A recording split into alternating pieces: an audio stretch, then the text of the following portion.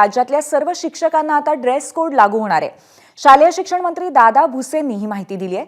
आता विद्यार्थ्यांसोबत शिक्षकही गणवेशात त्यामुळे दिसतील। खारीचा वाटा म्हणून शासन निधी उपलब्ध करून दिला जाईल असंही दादा भुसे यांनी सांगितलंय।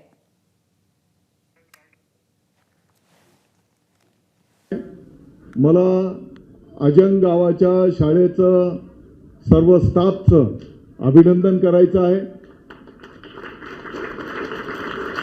आणि तुमचं पाहून, कारण तुम्ही एक गणवेशमध्ये आहेत है ना।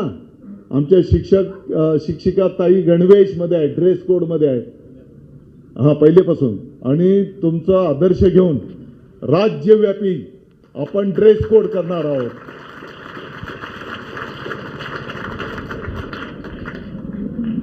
आमचे शिक्षण अधिकारी साहेब,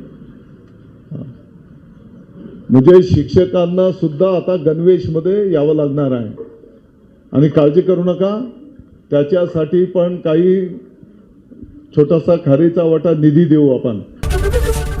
एबीपी माझा, उघडा डोळे बघा नीट।